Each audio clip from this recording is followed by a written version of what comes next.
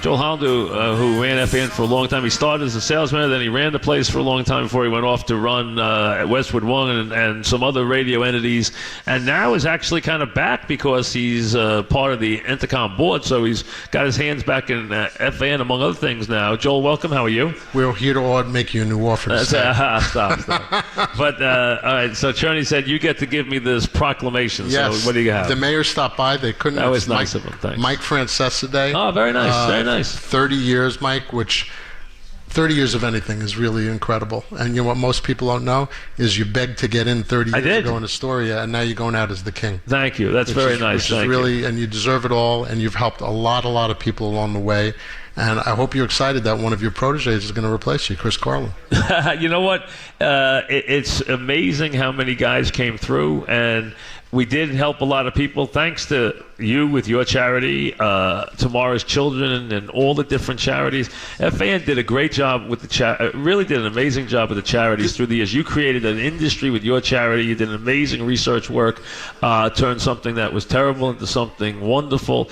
Imus with what he did, and then of course what you guys all did with Tomorrow's Children's Fund, built a hospital. I mean, just unbelievable. FAN was always very good in that regard. Did an amazing job with raising money. I haven't listened a lot the last few weeks. I was in the car. I live in the city right now, and you haven't taken a lot of credit for the charity work, and I appreciate that. But you never turned the charity away. No, but you guys deserved it. You guys did all the hard work. I always felt raising money on the show was the easy part. But I was always very proud of FAN. Did an incredible job of raising money. Never said no to all the different charities. Mel Collins has never said no. The station never said no. World Hunger Year's been there forever. That's an old one from Mel. Obviously, what you did with SIDS and everything with that. I mean, you did an amazing job what you did with your charity. You and Chris took the time at that time to really, a lot of people didn't even know what sudden death syndrome was. But you know what? Yeah, you took the time to find out, do the research, talk to the families, raise a lot of money. But it was a multitude of charities all over the place. No, really, that fan touched a lot of lives, which was really nice. Thank you for this. And so, what about you? You know, I'm leaving. You going back? I mean, what? I mean, you're in the mix now again. You're like the consigliere now for the Entercom. You're going to be the consigliere starting Monday. People are going to be calling you. You already have the job. So I mean, you're part of the new wave. The new company. What would you tell them about Entercom? What do you know about Entercom that we don't? Entercom is a great burgeoning radio company. David Field is one of the great young CEOs in the country. He's very excited about the radio business. He wants to invest money in the product. He was very sorry to see you go. He really wanted you to stay. But I think he's very excited about the new prospects in the afternoon, new prospects in the morning. They just flipped 92.3 to an alternative station. One of the things they've done is take 8 radio stations across the country and flip formats where they were having problems. They just got the Minnesota Twins. So they really want to empower people. Radio's a great business. He likes teams, right? He likes sports rights and everything, right? We have over 150 college and professional teams. So there's a big national component there. I think with the CBS Sports Radio Network, you're going to see exciting So are you things. active in this stuff, honestly? No, just really at a board level. Okay. They'll call me and ask me a question once in a while, and sometimes they listen, sometimes they don't, and that's fine. That's the way I like it. And you'll see what that's like again starting next week. People are going to ask you your opinions on things. Not bad. And you're going to give a lot of free advice. Well, thank you for this. Thank you, Joe. My pleasure. Joel Hollander from FAN. That's nice. Thank you to the mayor's office and all this stuff. All right, we have a guest, Chris, do we? All right, welcome. Mike Ira Winderman, how are you? Ira, how are you, kid? Nice to talk to you. I'm good, and I want to give people some perspective. People have asked me, what are you doing at a New York station? How did this come together? And I just want people to know that everything you hear from Mike is genuine to this point. I first met Mike and Dog when the Heat were involved in those great playoff series with the Knicks, and the two of them would sit next to me. That's how I met him on the every time. Yep. And if anyone doubts Mike's sincerity on a talk show, he would do a talk show the entire game. Him and Chris would go back and forth. They turned to me. I was almost the umpire and the referee between the two of them when Riley came back with the fight with Patrick Ewing, with Alonzo Mourning, with Van Gundy hanging by a leg.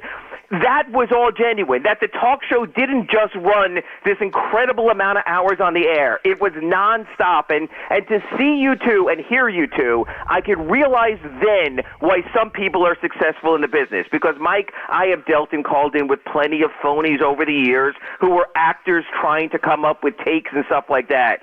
When you and Chris would sit there and you guys did your talk show courtside, enjoying the game, that's what it has to be. And that's why I enjoyed these last few years calling in, because you know what? Either you're a real sports fan and you get down and dirty and you're into it, or else you're a pretender and a poser. And I can tell people in New York that's what they're losing right now, is someone who lived this stuff, who was passionate about the stuff, and that's why I so enjoyed these last few years coming on, because you always made sure it was about the players, about the game, and about the sports. And you know what? Everyone needs that diversion, maybe now more than ever. And that's why, Mike, it's been an absolute pleasure. I almost wish it can go longer, but I know somewhere, whether it's on a train, whether it's in a car, whether it's at your dinner table, the Sports Talk Show will continue. Well, so thank it's been you, my pleasure, Mike. And you did a great job contributing to the show. You were. I always brought people to the show. I thought really brought a lot to the show. You always did. We always got great reaction to your segments. So, good luck to you. We'll see you along the way. But thank you for your contributions to the program. Just like you, I will be ranting somewhere always also. Thank you, Mike. Thank you, Ira, very much. All right, next guest, welcome. Mike, this is Chris Kay, the CEO of the New York Racing Association. Hello, Chris. How are you? I'm fine. How are you doing? Thank you. I wanted to call just to express my appreciation, both as a sports fan and as someone who is responsible for thoroughbred horse racing here in New York, for all you've given us. I've listened to your program on so many occasions over the last several decades, precisely because you provide great insights and information about so many different sports. And as for our sport, we are so pleased by the way you convey the passion and excitement of thoroughbred horse racing to your audience. We love the fact that you do your show at Belmont Park on the Friday of the Belmont Stakes Racing Festival in June. And again, you come to the historic Saratoga Race Course in August to do several of your shows. You are a true friend to horse racing in New York and a true friend to all of us at the New York Racing Association. Well, we're going to watch with interest to see how your next chapter unfolds, my friend. Well, listen, Chris, thank you very much. And, since you've been there, you've been very, very nice to me and very, very nice to the program. I thank you very much. And NYRA's something that is part of my life. It always has been. New York Racing is. Saratoga is every summer. So I thank you for everything that you guys have always done. You've all been very accommodating and very nice to me. And I thank you very much for all of that. And I wish you a lot of luck. And thank you for coming on. Thank you. And the good news for us is knowing that you'll be back at Belmont. I don't know if all your listeners know, but you're a very successful owner of horses. I'm not that successful. I'd like to be more successful, but I'll tell you what, I'm always trying, and I will be there, and I'll be in Saratoga every summer. I would never go a summer without going to Saratoga. So thanks very much, and I'll see you along the way. Thank you. You're the best, Mike. Take care. Thank you, Chris, very much. Chris Kay from NYRA, the chairman of the board at NYRA. All right, we have another guest. Chris tells me, so welcome. We got more. Kurt Warner here. Mike, how you doing, man? Hello, Kurt. How are you? I am doing great. I just wanted to say thanks for what you do for our sport and what you do for Sports Talk Radio. Always held yourself with class. Always did it with integrity. I appreciate it when you covered me in New York and when you covered me across the league, even when I wasn't there.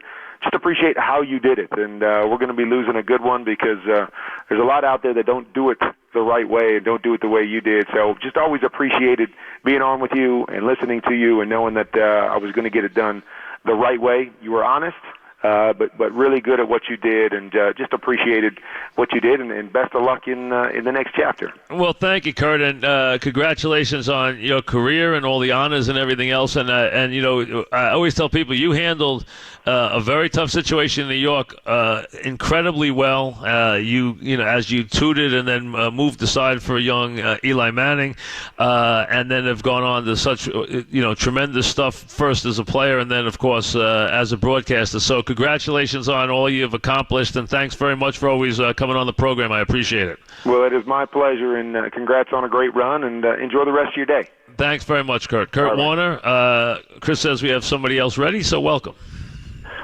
The idea was to put a radio guy who knew sports with a sports guy who was trying to learn radio.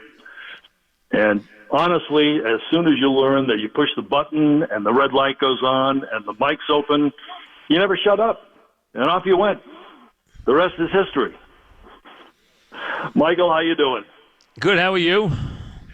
Eddie Coleman, of course. Eddie, who was the guy, Eddie was with me from the beginning, obviously, and has been one of the great mainstays of the fan. And honestly, in the beginning, Eddie, we only worked together a short time because Pete was always out, and they were always putting me in for Pete. So we never worked together. We had some really good shows, and the show actually could have taken off and been very successful, except we never were together. We never spent any time together to get the show to have any traction because they always were putting me in the afternoon for Pete, and then next thing you knew, I was gone. But Eddie's gone on, obviously, to a terrific career in his own right. But he was my first host, and the guy that really was a radio professional. He knew the ins and outs of radio and probably taught me in the beginning as much about radio as anybody. So Eddie was, and always was very easygoing, as everyone knows, and very generous. And he and I have been good friends for many, many years. So thank you, Eddie.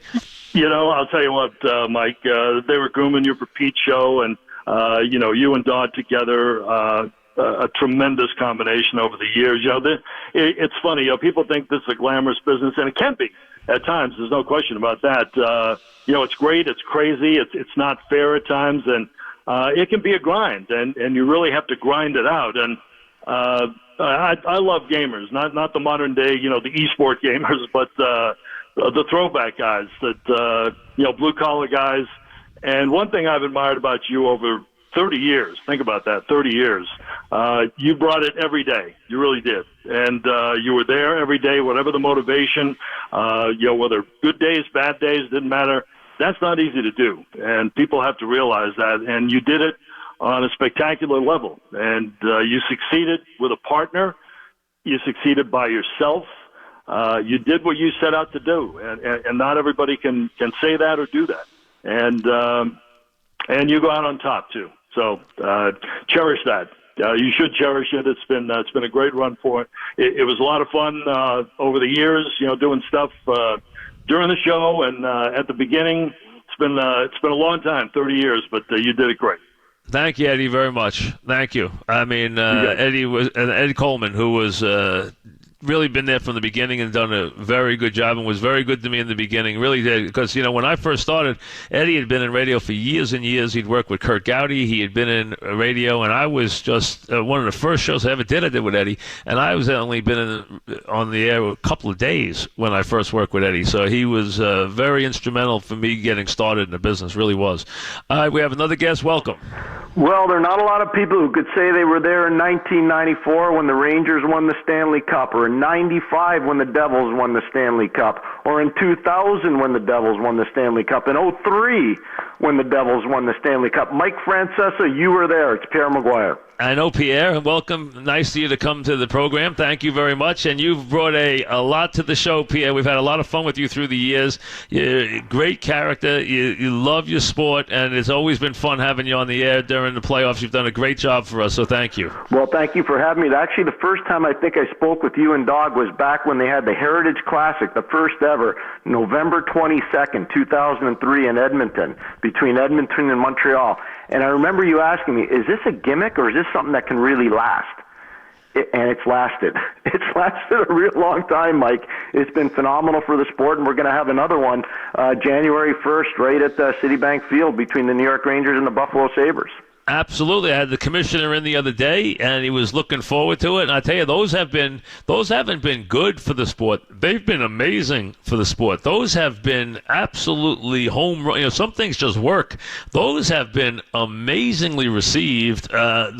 The worse the weather, the better. I mean, it has been really, they've been good on TV. They've been good in person. People have loved those events. It's been fantastic, and I think it speaks to the spirit of cooperation between the NHL players, the people at NBC Sports, and the National Hockey League. It's just been phenomenal, the spirit of cooperation. If you were to do an informal poll, Mike, of all the NHL players, and you were to ask them, what's the one thing you'd like to do besides winning the Stanley Cup? I bet you they'd all say playing in a Winter Classic. So it's a pretty big event. It's a huge event. It's our one standalone moment outside of the Stanley Cup that people really can resonate with. All right, Pierre, one-word answers right now. Okay. Give me a word on these teams. Devils. Solid. Rangers. Better. Islanders. On the come, if that's one word. All right, who's the best team in the league right now? Tampa Bay. How good is Toronto? Very. Very? Yes. Can they win? They'll need to fix their roster before the trade deadline on defense, but if they do, they can win. Let me ask you this one, because I had this conversation with someone last week. Can the Rangers win before they have to rebuild, or do they have to do some major work before they can win? They can stay healthy, and if they can stay healthy enough down the middle, I think they have a legitimate chance. Their team is a lot better than what people think. I think Henrik Lundqvist, because he's become more aggressive, Mike, gives him a legitimate chance. He's still in that window where he still has a chance to win, but they can't have any major injuries. You know, you see how much the injury to Zibanejad has hurt them down the middle, so they got to keep everybody healthy, but they still have a chance to win. Thanks, Pierre, very much, and thanks for always coming on the program. Mike, Appreciate it. I go. Thank you, Pierre. Thanks a lot, Mike. Take care. All right, supplyhouse.com.